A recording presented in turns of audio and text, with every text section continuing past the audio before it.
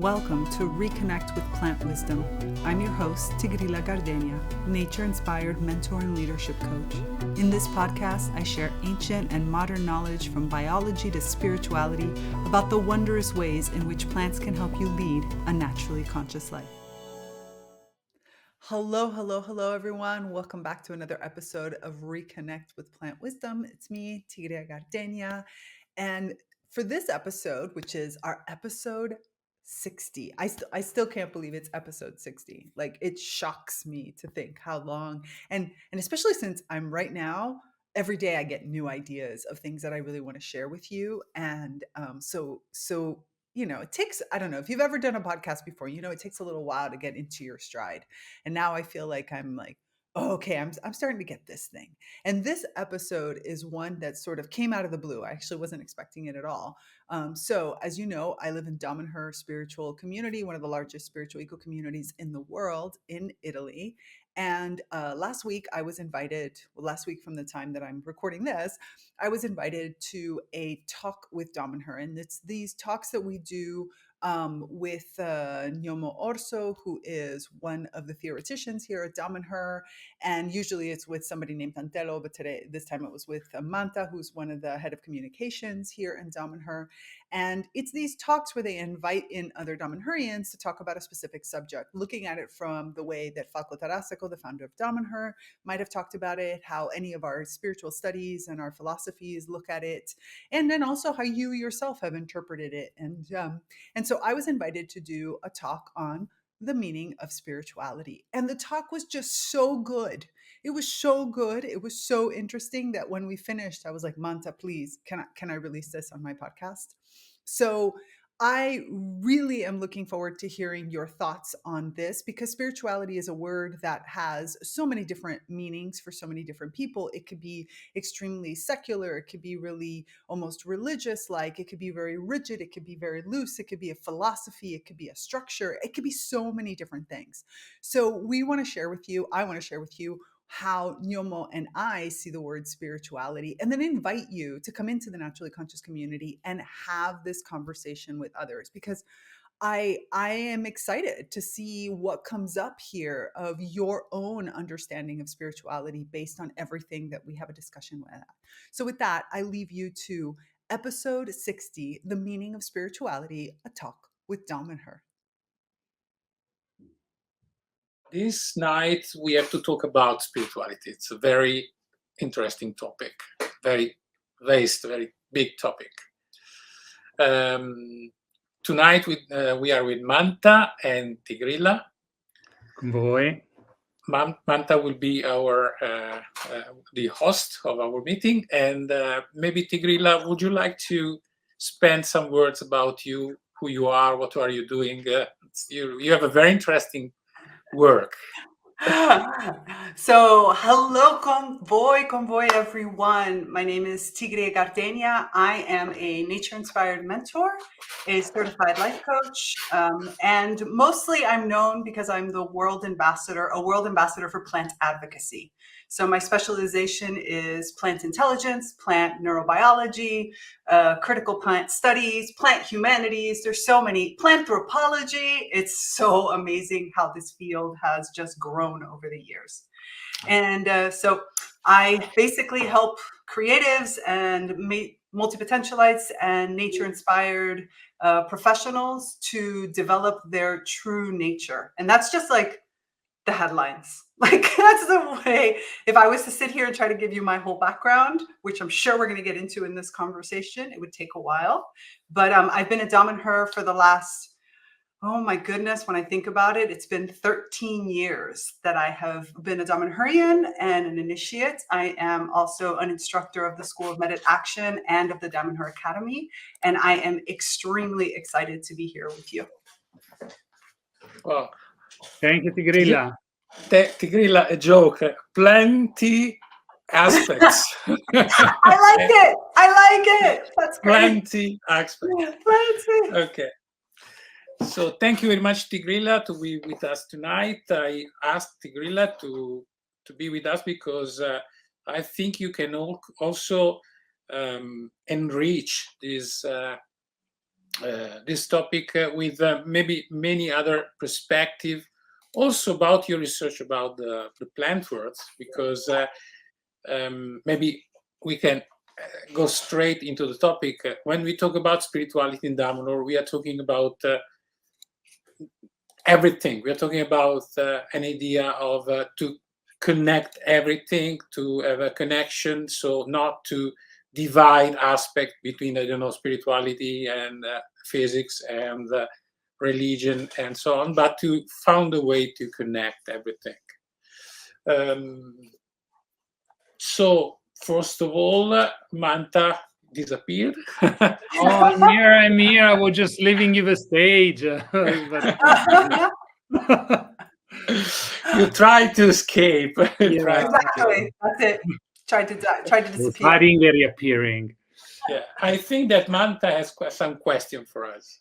Yes, we, as usual, received some question on our channels and on Damanhur community in the meantime. And so the first one is the basic one, probably. So it's what does it mean for you to be spiritual, follow a spiritual path, and living a spiritual life?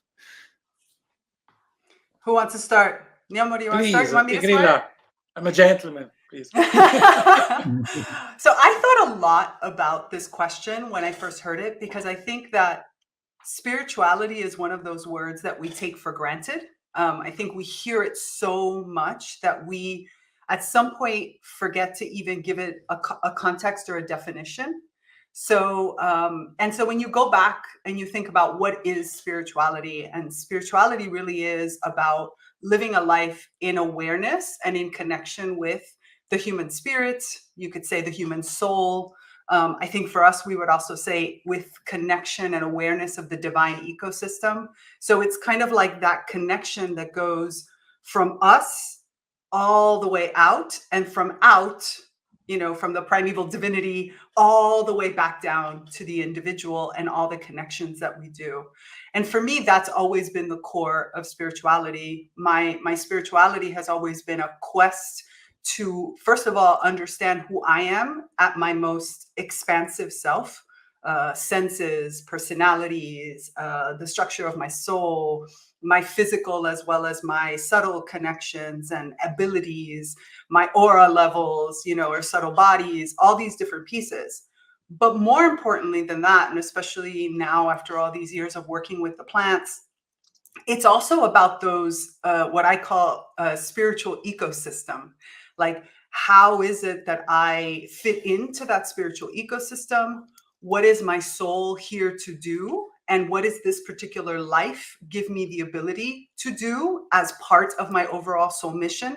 And how does that soul mission fit into a greater mission for humanity? Or, and so for me, spirituality and being it and doing it are all the same thing, because it's whatever is, how do I stay connected? How do I increase my awareness? And how do I contribute actively or consciously to this mission that my soul has chosen for, my lifetimes inside of this greater game of life? And that's always, even before Damanhur gave me the vocabulary to understand it, as well as Kabbalah, because as a Kabbalist for many years before arriving at Damanhur, these two have spiritual physics and Kabbalah for me are mesh in together. But I feel like that's really what spirituality is. It's that greater understanding of my human soul's path within this overall bigger piece. Yes. Good, thank you, Tigrilla. And what about you, Gnomo? Yes, I completely agree with the description of Tigrilla about the huge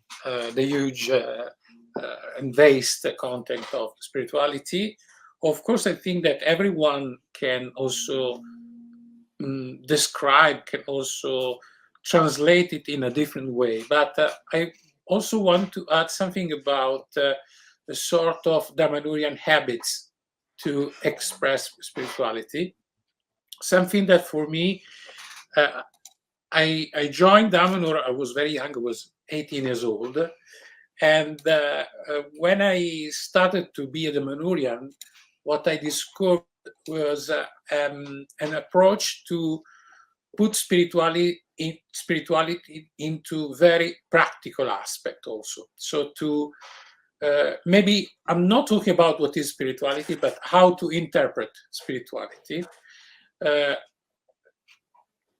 Finding a way, so Damanhur spent a lot of energy to find a way to understand how to put in practice spirituality in order to, in some way, to conquer with our divine spark, to conquer the matter, to conquer the reality with the divine, with the divine element, to enlighten the matter with our actions, with our continuity.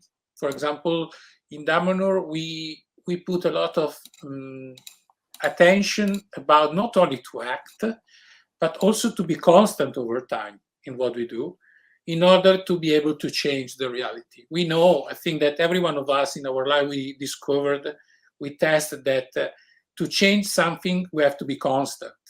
It's not something we can do as something we do on the weekend. We've chosen to express spirituality every day. It means that we also have to find a way to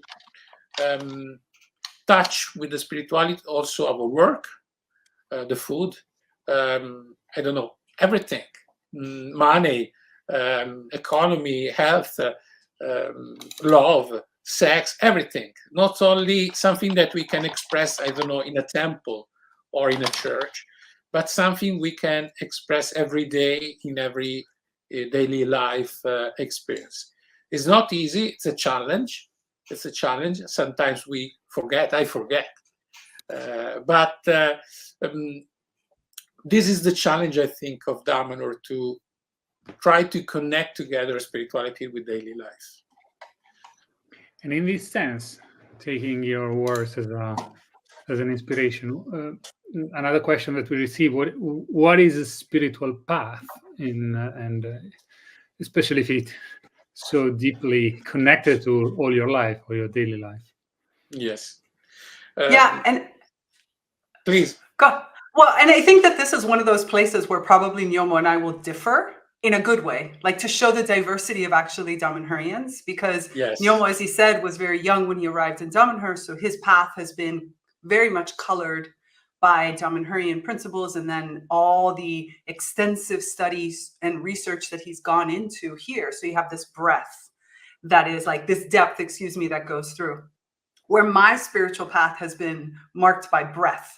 I have been an initiate of other paths in the past. I have taught Kabbalah and practical spirituality and sacred geometry and all these different aspects. And now even the work that I do with the plants for me is very spiritual, even though it seems like it brings in science and spirituality, similar in that aspect to Gnomo with all of his work with the physics and the quantum physics and the spiritual physics, to bringing in all these aspects. So I think your spiritual path is not so much what you do, it's how you do it. It's bringing in that awareness that allows us to, as we say in Damanhur, divinitize matter, right? When I elevate what I'm doing and I give it a connotation that is beyond just my own self, and that I look at it as, how does this move not just my own life forward, but humanity forward? So I think for some, it's going to be the same path you always do. But for others, like you followed this one specific path and it has kind of different nuances, but it's that general path. And for some, they're going to jump from one path to, it's going to look like you're jumping to one path to another. But it's about, like Gnomo said, where's the continuity? Where is the growth? Is it an evolutive path? Is it a path that you feel like you're constantly growing in and moving, and that your awareness is always going farther and farther from the I to the out? And so I think that really is one of the telltales, important aspects of what a spiritual path is are the elements for you to move towards greater awareness and greater understanding of who you are and what your place is, and the impact that you're making, and all of these different pieces that move towards that divinization of matter, even though it could look very different from the outside in different ways. I don't know, Gnomo. I'd love to hear your thoughts on this one, though. Yeah, maybe first of all, I totally agree with Tigrila that we came from two very different perspectives, because I started to enjoy also other visions after my my school in Damanhur. So my first experience for maybe 10, 15 years was a deep study into the Damanhurian philosophy. And after that, I started also to touch other aspects, but it was another kind of approach. And I think that the only aspect I can add on this picture that we are painting together is that in the Damanhurian path, we try to bring together the individual path, so an individual growth, with also paying attention that the entire spirituality can grow together. So in some way, maybe you will we will laugh. It's a way to take the best of communisms and capitalisms, bringing to a third way where we can bring together me and us, but taking care about my free will, of course, but also taking care about the community, so the species. We believe in Damanhur that the human species have to jump to a new level, where maybe we will be not anymore the kind of species we are today, something more evoluted, and we hope also something more connected with the other intelligences, like, for example, the plant world and so on, where we can remember again that we are part of a larger ecosystem. So maybe this is the other aspect I want to add to our discussion. So the us of the Damanhurian spiritual path. So in the Damanhurian School of Medit Action, we try to put together the group. So in the same time is a group. Every group is a group of spiritual path, but every one of us is a person that is following his own path inside the group, like an organism. Mm-hmm. And thank you. And in the meantime, I remind all our friends online that they can make questions on the channels. So please be as interactive as possible with us. We love questions. Yeah, and one of Questions good. Yeah, one of that. It's a little bit personal and is about you. And if you remember the beginning of your spiritual journey, and what has been the trigger, what has been the question that could place you into this path? Neil, I'm going to let you start with this one. Okay, so I remember very well the very first moment in my life when I started to give me a question about who am I, and what is my position, what is my my position into the picture. I was very young. I was into an hospital. If I remember well, I was 6 or 7 years old, for maybe I don't know in English, for my the tonsil for my throat, and yeah, and I was looking at the sky. The window was open. Was summer, and looking at the sky, I understood that I was very small, into a very small planet, and I felt I was alone, completely alone. And from that moment on, I started to search for other people with the same effort to reconnect together all that stars, all that story. For that moment on, started to be a need for me. And was very difficult to describe that need to other people. I was not talking about that because they were not understanding what I was talking about until I joined Damanhur, and I found many persons that they were completely understanding my need, and they were searching for the same target.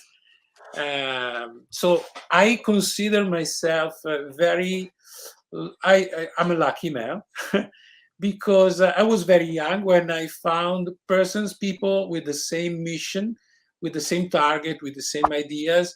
And after 35 years, I can say that it was a very right choice for me. That's my personal experience. But I remember very, very well that night a feeling of, sadness and loneliness, searching for, something. I have to do something with other person, but I don't know where. I don't know how.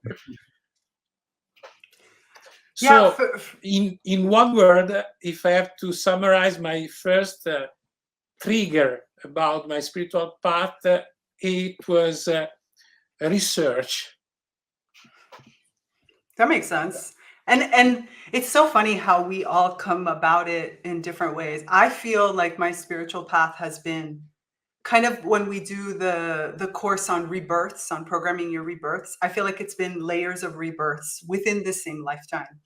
Like I was very lucky to have grown up in a location where my mother was and is still, to a certain extent, even though I have a feeling we're going to get into my mother at some point when we talk about religion. It's going to be a very interesting conversation. But my mother, when I was young, was a seeker in a very casual way. So my mother had studied pretty much everything. Like, she had worked in a Jewish school. I had gone to a Catholic school. My mother studied metaphysics. And while she didn't include me in the sense of like me participating, other than when I went to a Catholic school for a while, and I went to a Christian school before that, a Baptist Christian school before that. But other than that piece, there was just this base of curiosity and of the ability to see multiple levels. Like, I remember my mother would go to get her cards read, and she would visit, she would accompany her friends to specific events, and she would tell me stories. But my mother wasn't interested necessarily in being on a spiritual path so much. Manta, you might want to shut your microphone off, because when your hands touch. And so so that created a base of the ability for, like you said, inquiry, like searching and being a seeker in some aspect. And yet I went down the kind of more magic path. Like, I was looking at Wicca and esoteric magic and things of that nature always attracted me. The occult attracted me much more, where she was more on the metaphysics realm. We never really talked about it until way later, when I was when I was initiated into another school. And there I came home, and one day I was having a conversation with her about it, and we got into a very deep, I hadn't really understood just how deep her exploration had been. But it was fantastic to know that you could search in whatever way worked for you. And she was very honest about the choices she had made and the why. So for me, I guess I always had certain rituals were always done in my culture, certain types of spiritual practices, from Santeria to, like I said, Catholicism and Christian religions to metaphysical spiritual paths, were always just there. They were around. And it made me feel like I could always look at things from a physical realm, but also from a non-physical realm. I think it became much more concrete for me when I was lucky enough. I always have very weird stories, guys. I have weird stories. That's just who I am. My life is filled with very strange stories. But I actually I worked in high tech. I worked at Microsoft. And right before I worked at Microsoft, I was working for another tech company, and I started to act and sing and dance, because I come from a music background and a music engineering background. And I got cast in a show that happened to be something called a prayerformance. So it was a performance in the middle of a intentional dance party with a very esoteric theme. And I was cast in this performance that allowed me to meet this entire group of people who were part of this mystery school. And the whole concept of an initiatic path all of a sudden unveiled itself in front of me. And it was funny because my first teacher on that path is now, after many years, I was just recently featured on a Gaia original series called Divine Science. And she's actually on the show too, on my same episode. And so it's really fun that my first Kabbalah and initiatic teacher, the person who initiated me into that other path, we had become good friends, and then we sort of lost touch as our lives went in different directions. And now we are both on the same show and sharing stories. She's a physicist, and so sharing stories of like our different but yet united paths. So I think it's really about, for me, it was about always having this curiosity and this deep, deep, deep feeling that there was more than just what I was seeing physically, and always feeling very comfortable within myself that this occult, esoteric realm existed. And it was just going to unfold. Like, I don't know how I can explain it other than to just say, I knew that the steps to unfold it, like I didn't have to push it. I knew that as I became more ready, that typical, the typical meme of when you're ready, the teacher will reveal themselves. Like, that was me. It was just like, I kind of knew that there was all these avenues I could pursue, and that I could just trust that the next step I would take me on my right stead of my path. And so it really wasn't a single, this started it, but more of all these different pieces building one upon another and giving me the space to go that path. I can say this, I did spend a few years where I didn't do anything. Like, I wasn't connected to any real spiritual path. I think that's when I got curious about Kabbalah and I started reading about it, but I didn't have a teacher and I didn't really know anything. And it was, emotionally speaking, probably the most difficult period of my life, not because anything was happening, but because I could feel that void. And at the time, I didn't know that what it was. It wasn't until the teachers finally revealed themselves that all of a sudden all the pieces came together, and I could like understand that this was my path, and that I could, and it's always been like that. That school showed up, then other things took me to another country, then Damanhur showed up, and I never thought I would be living here, even after the first visit. But it was like, I met inevitable. You the first day. I met you the first day you arrived in Damanhur. I remember we had dinner together. We had dinner together. Mm-hmm. So it was, I thought I was only, just so you all know that life is weird and has these, takes twists and turns. I was supposed to only be here 6 months, and then I was supposed to go back to my regular life. Yeah, 6 months. That was 13 years ago. Yeah. 6 months. And I was like, I'm done. I'm going to finish this project. I'm out. 13 years later, I am still sitting here. And Tigrila, you mentioned many different spiritual schools and many paths and the religion too. So one of the questions that we receive is, what is for you the difference between a spiritual path and religion?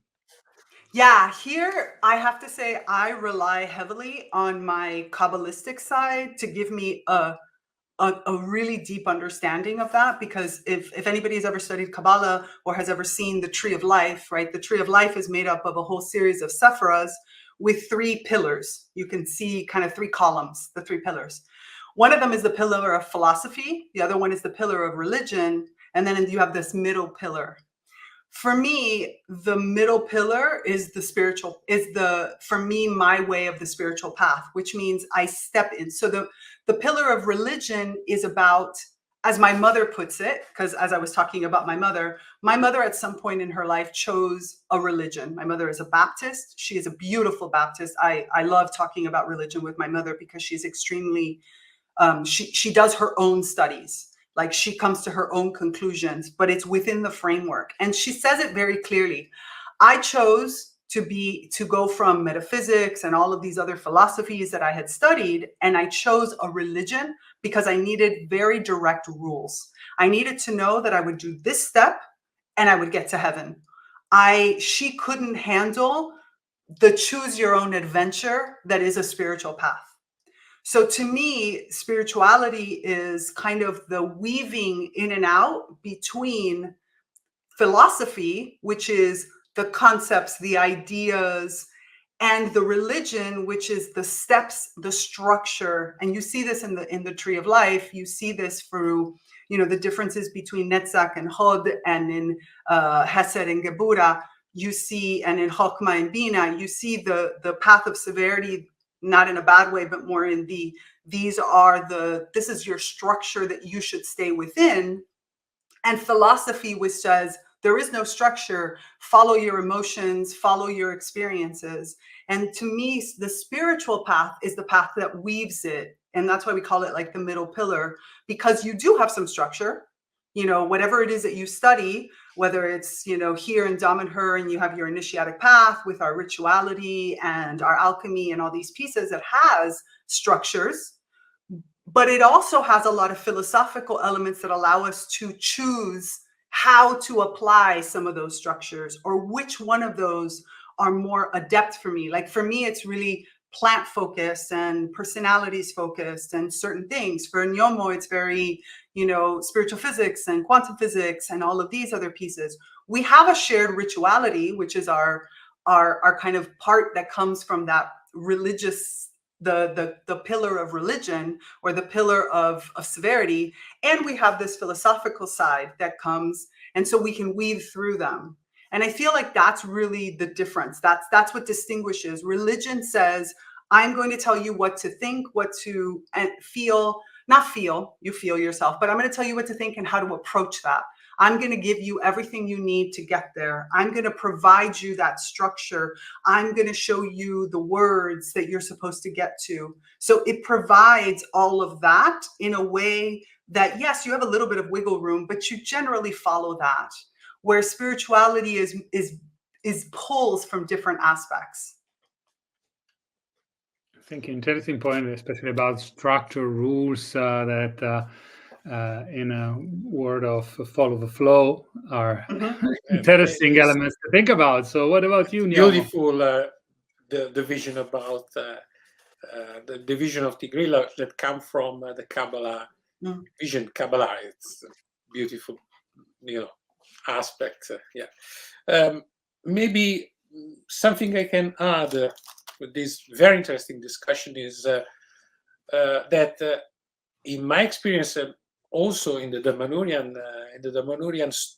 history, the division, the limit between spirituality and religion is very thin, and it's also very easy to float from one side to the other, because I think that eventually the only one that can choose if he's following a spiritual path or is only applying and religion's roles is the person, is every one of us.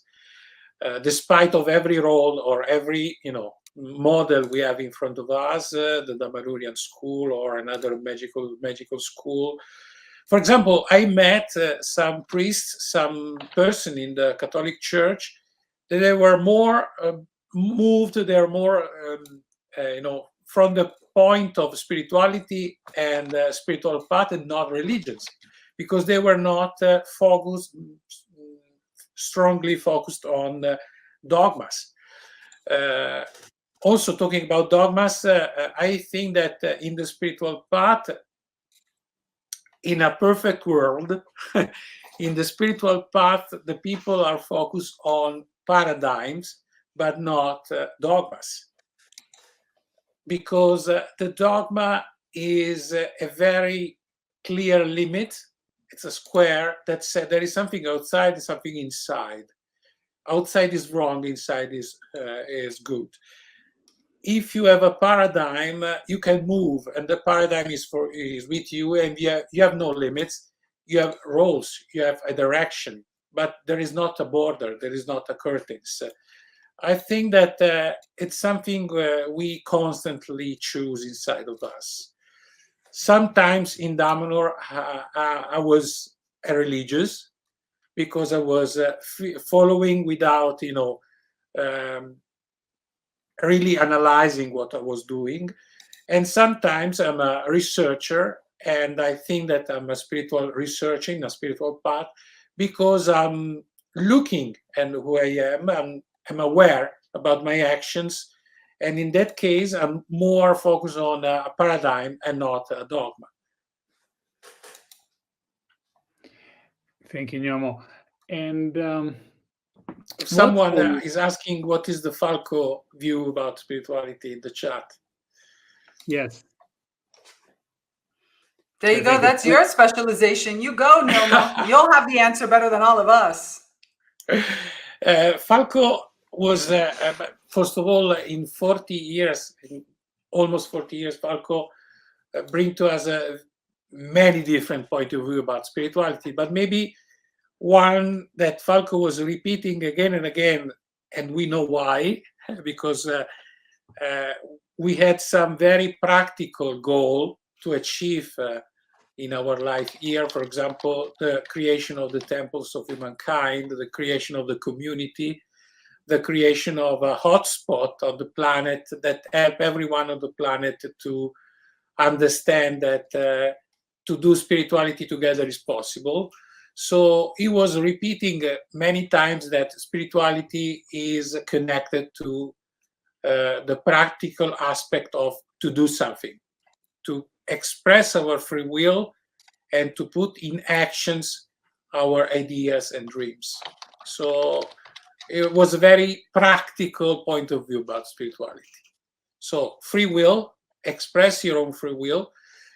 Of course, to say express your own free will means that you, first of all, you have to do a research inside of you to understand the division between your real needs, your real dreams, and what is something that is suggested by outside of you.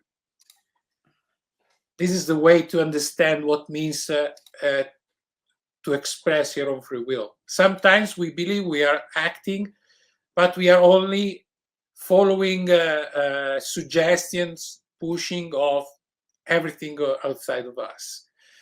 So, in a nutshell, the Falco version of spirituality was to do a spiritual research and to express your own free will in order to do something that can be visible for the other people around of you.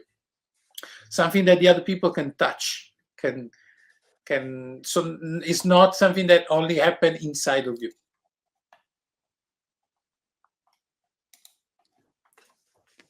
Tigre, do you want to add something, or no? I'm actually thinking.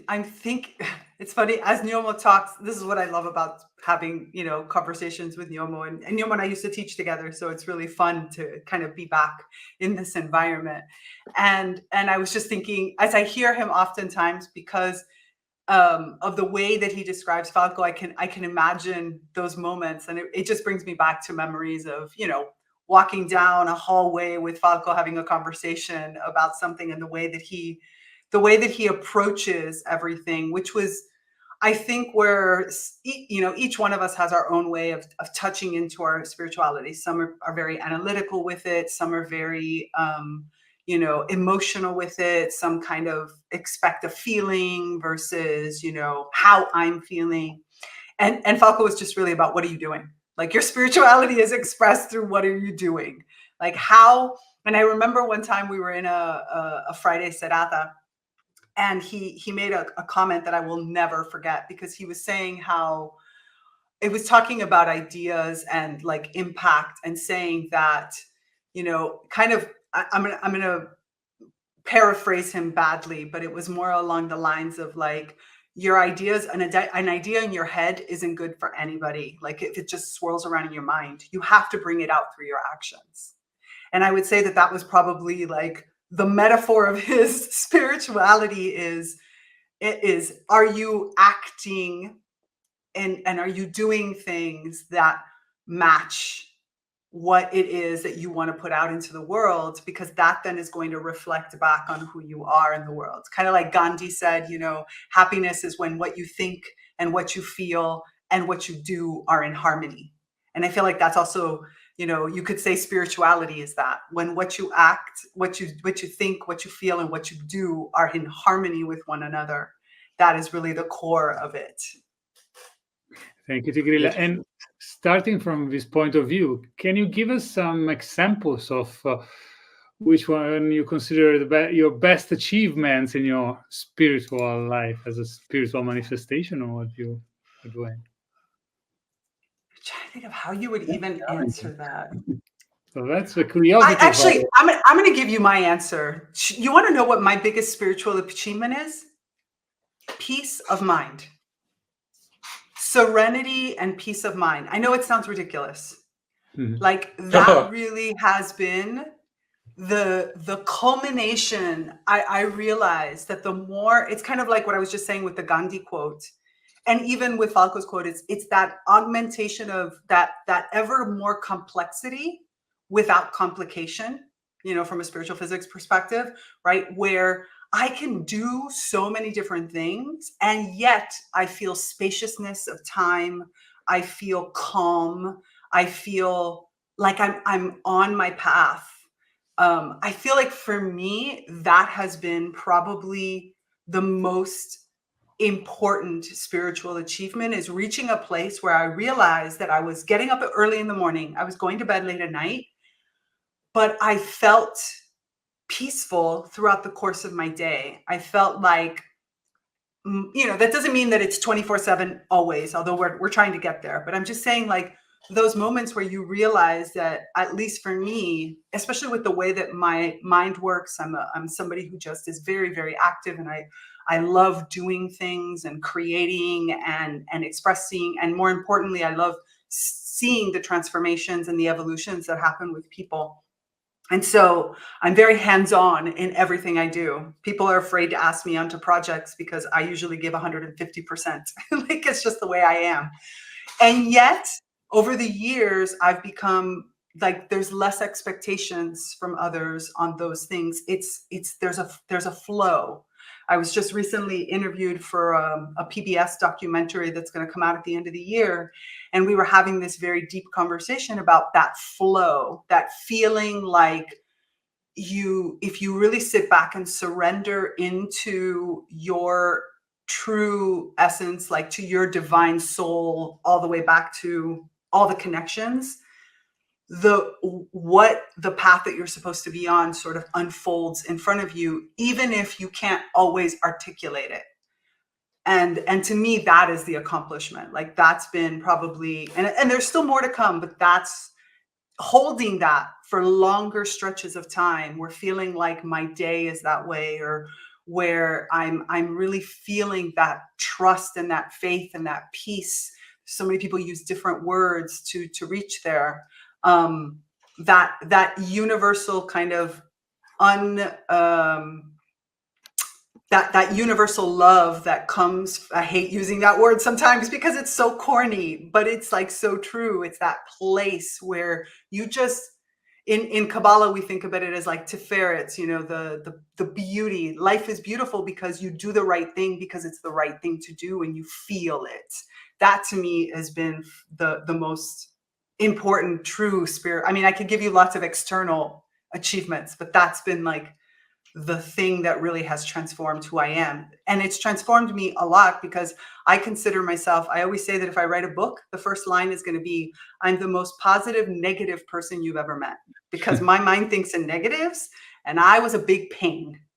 And so to be able to be somebody that feels like she can contribute in a group, that can be an individual and be interrelated and be really at peace with who I am and how I express myself, heaven. Heaven.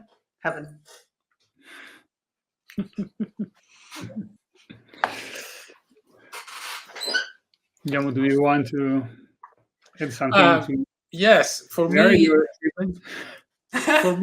is the moment where the fear stops, and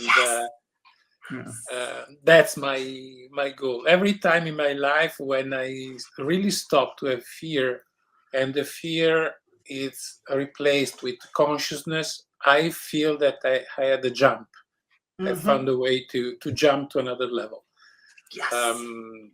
To be honest, I have to deal in this life with fear always, and this is my meter. That's the signal that I have to do a step. I have to work to jump to a new level. We always have to learn and to reach new levels. For example, I remember the very first moment in my life.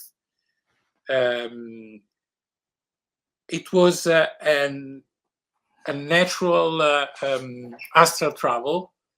I had an astral travel. I was very young. I had, I don't know, 40 degrees of fear. It was with flu, and so because of that, I had an astral travel,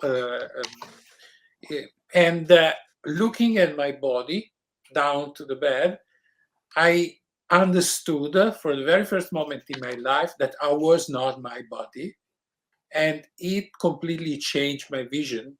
And I felt there was not fear in this consciousness, because I'm not my body, I'm something else. Only to remember one of the moments where I felt this sort of jump. So this is my deal in my life, my challenge. Sorry. No, we are really in a flow, because the next question is about the challenges and the difficulties that we can. This is fine. Yeah, in a spiritual path. So you already answered. I answered. But also Tigrila, also Tigrila in some way also answered to this question already. Yeah, I mean, for sure, the fears. I mean, I still think that the number one thing that holds humanity back, and I think that when we think about what is the common element that we all as human beings feel and experience, is that fear. And it's like every time if you go, I always say that when you act like when you go with like a little child, and when somebody says, I don't know, this is my limiting belief, or I don't want to do something or something like that, and you just keep asking the word why, like why, and then they say, oh, because of this, and then why, and why. Eventually, you get down to fear. That's just the foundational base of what we're here. And the only thing I feel like really works through the fear is that trust, is getting to that opposite side of unconditional love and trust, and that faith that in yourself. And so I feel like that's a big part of your spiritual path is I have a faith in myself, but that because I am a member and a part of an overall ecosystem that I trust also. And so it's like minor, like from the micro to the macro and the macro to the micro. Can't speak it today. And I think that one of the difficulties in this is that as you move through this, radical honesty becomes a way of life. And like Gnomo said, it's like you have to be really honest with yourself and very transparent with yourself. And you also have to recognize that each human being and every other being, not just human beings, that you encounter is on their own path. And there might be some things that they do that they've already worked through, and there might be some things that don't work through. And I think it's very easy sometimes when we are on a spiritual path, as we start to advance through and work through certain things, for us to want to others to react the same way we're reacting. Why don't they understand that? Why don't they see that? And so I feel like that level of, that's probably one of those gotchas that when you really are in a path that's your own, you don't worry about where anybody else is. I remember when I first came to Damanhur, having somebody who was, I mean, I'm Cuban American. I grew up in a very open environment. I have many years of different practices, and there were certain things, and we see it all the time when guests come, and with initiates now all over the world. Each one of us has some things that are easier and that don't cause fears or judgments, where others have lots of them. And I remember one Damanhurian who looked at me and he's like, you have to remember there are people here in Damanhur that the very fact that they made it to Damanhur is a huge jump in their evolution, because they come from small towns where they had to give up, they had to fight the norms and the belief systems, maybe come out of their own religious beliefs, their parents' expectations, and they had to take a huge leap of faith to come to Damanhur, especially in the early years, like when Gnomo came, where by the time I came, the temples of humankind existed. Falco already had a spirituality and a rituality that was pretty well known and understood. There was all these elements that existed, where for other people, they came here on a complete leap of faith, like that this is going to change and transform your life. And I think it's important for us to remember that every person is in this incarnation of life to have a journey and an experience, and I can't judge or experience anybody else's, but I can learn from them. Even the most rudimentary changes could have a humongous impact if I allow myself to see this person not for the exact thing that they did, but the fact that they did it, and what they had to experience in order to do it. And I think that that's the beauty of living in community, is that we have these mirrors of one another, and we can feel the triggers of our personalities so much. And if we, instead of trying to project that onto another person, instead take it in and say, how do I learn from that? Or how do I contribute to making that better? What is inside of me that can create the right field, or the right physical action, or the right experience? Or right is the bad word, but I think you understand what I'm trying to say, is how do I contribute positively to this ecosystem, no matter where everybody is, because we're all in it together.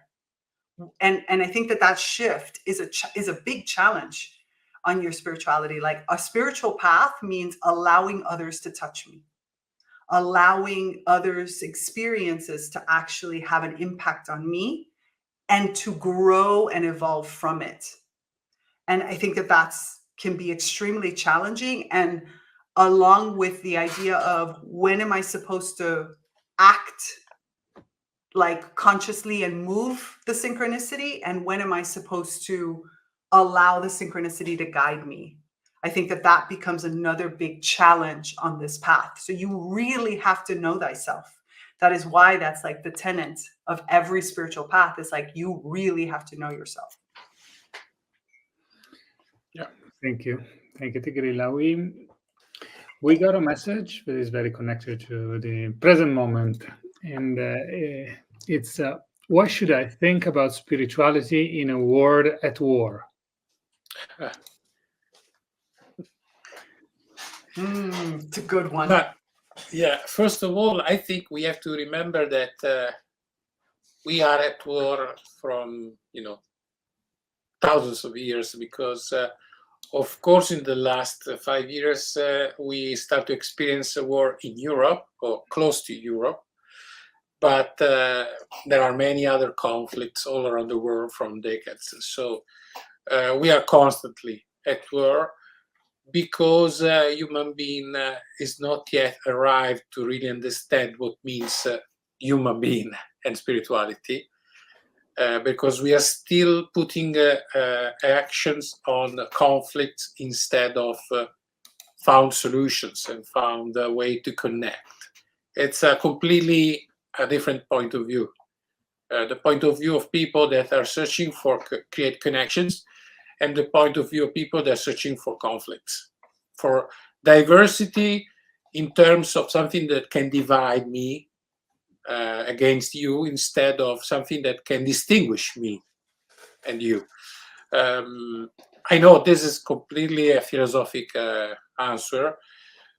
In the other hand, I think that following the last words of Tigrila, working to create communities is a very practical way to create examples of solutions of the world, to produce solutions and to show the solutions to the people of the world in order to, to touch more people we can, with the idea to create communities, because in this way we will take space that now is completely covered by the governments all around the world, taking space and helping people to understand they can create communities, and inside the communities create a new balance, a new system that where can find solutions and not to create conflict. So we've chosen to practically apply in our daily life a solution that can be an example, like many other groups all around the world are doing the same, creating communities as a solution for the problems of the world.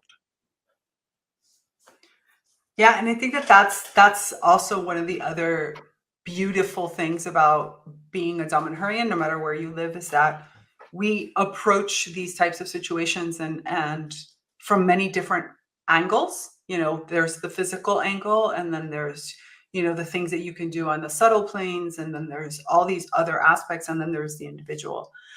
I think the challenge that many of us have, I work with many different people who often tell me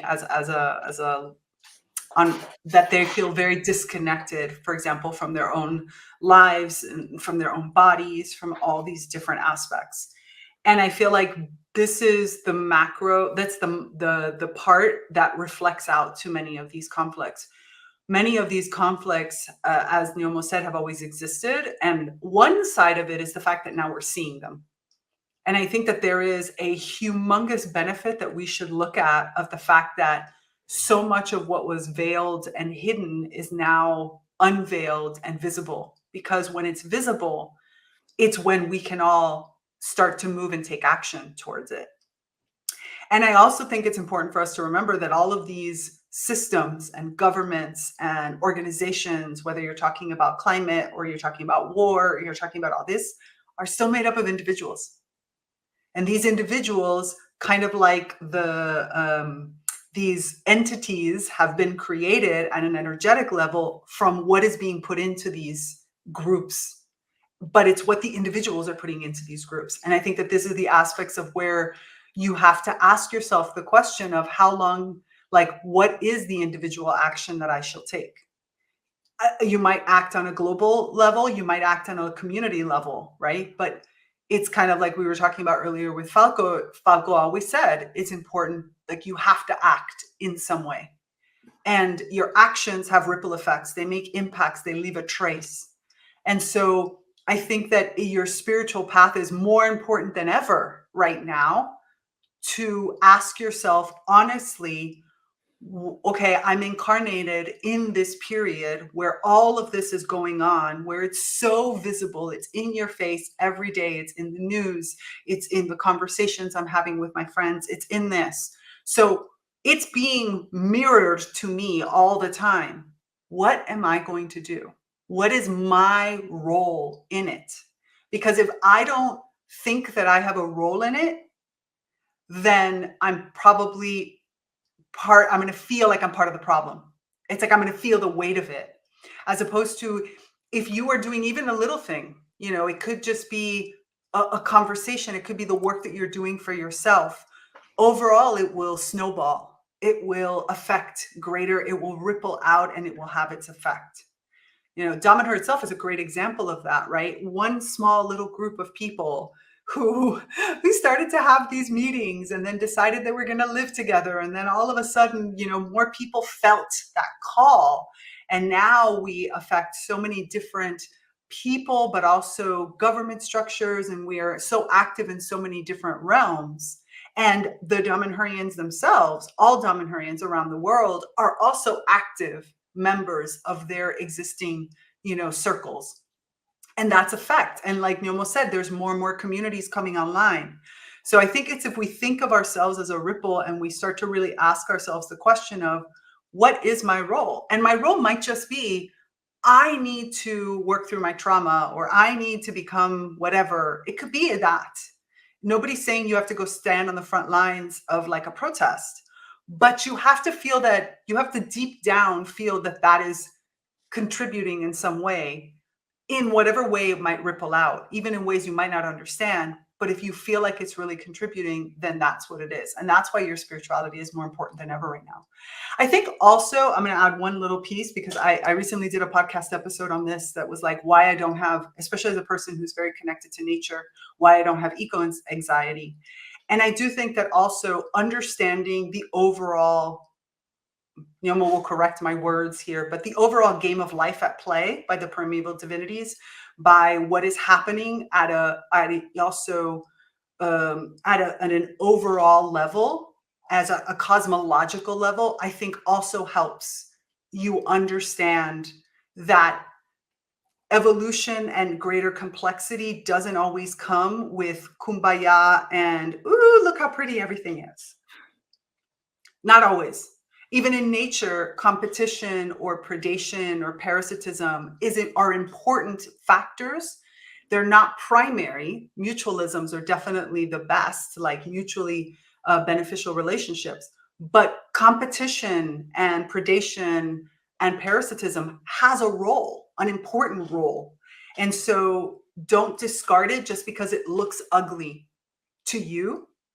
Doesn't always mean that all of it, like there is a greater game at play. And what's most important is for you to understand that game so that you can be an active player in the direction that it needs to go.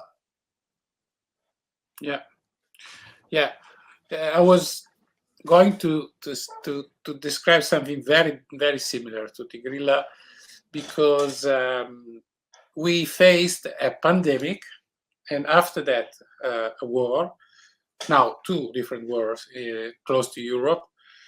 And from our point of view, looking at the planet, we are in front of a very big shift. And every time human being faced a very big shift, it was a challenge, was not something usually very happy to experience. Like, we are now facing the crisis because we are changing completely the scheme. We don't yet understood what will be the new scheme, but we know for sure that the past is completely gone. We are now completely shifting to a new world. And we believe that the work of Damanhur and all the other communities all around the world that are working to create a system that they can sustain themselves, it's very important to offer to this new world new solutions. Something that is not yet tried in order to found something new. We cannot constantly apply all the solutions because they are not working anymore. So we believe that now is the moment of change. Looking at the history of the planet, pandemics and war are the only real aspect that really changed the world. Luckily, because we are not yet so evolved in order to understand that we can change also because of the happiness. We have to pass through this crisis. I'm not saying that I love war and I love the pandemic and all the effect of it, but we have to deal with that aspect, and we are working every day because of that. Yeah. I love that. And I think that's so important for us to also get into. I just want to say one thing about that. And I think that this is exactly how we weave through why spirituality is such an important aspect, as opposed to maybe some forms of religion, because religions hold the status quo, right? Religions, because they have structures, because they have these ways, they're made on purpose to hold, to contain something, and to not necessarily evolve and change. Little slight changes here and there. A spiritual system is much more active. A spiritual path is about constant change, about constant stabilization and destabilization in order to be able to grow. Stabilize what you've had. Yeah, exactly. And that's really what what we want to push. I mean, that's even the whole path of the Quiziti and everything. It's like really about that constant, I take action, I move stuff, then I stabilize. Then I look at what came out of that, and then I see what direction to go. And then I destabilize again, and I flip the paradigm, and I play with it. And that's, if we're going to find new models, that's the only way to do it. Because if you stay within what you've always done, you will always get what you got, right? So you need to play outside of that realm. And that's where multiple intelligences come in. That's where, you know, plant intelligence and nature spirits come in. This is where divinities have at play. Like, there's so many elements in our cosmology that allow us, and human beings are very stuck in our own way of thinking. We think we're clever.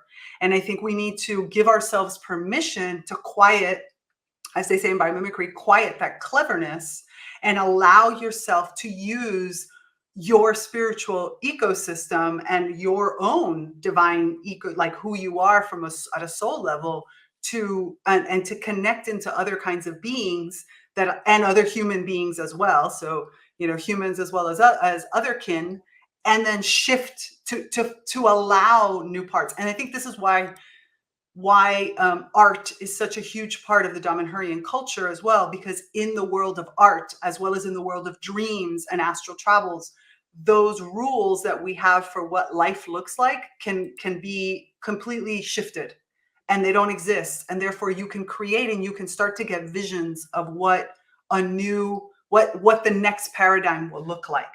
And so we need more safe spaces like this, like what Damanhur's doing, what other communities are, online communities, like in-person communities. We need safe spaces to shift out of these paradigms, to say the things that seem weird and woo, to explore our take all of this knowledge we have and take the rules away while keeping the knowledge, and then see what happens if we start putting it into. And this is why the Damanhurian spirituality is so focused on research groups and on experimentation, in order to give us those safe spaces to shift out of those paradigms. Because again, that's what the world is calling us to do. Yes. Thank you. We are at the end of our appointment. Today, speaking about spirituality, we touched so many topics: action, connection, understanding, mission, even war. So thank you for having been with us. And thank you too. And thank you very much for the questions. Yes, thank you so much. They're great. And you can find these and all the other episodes on Damanhur.community, where you can find also more information about Damanhur, our mission, and you can share and with the other participants. So thank you very much, and see you for the next one. Convoy, everyone. Convoy. Thanks for listening to this episode of ReConnect with Plant Wisdom. Intro and outro music by Steve Shuley and Poinsettia from The Singing Life of Plants. So join me, Tigrila Gardenia, and my plant collaborators next time on ReConnect with Plant Wisdom.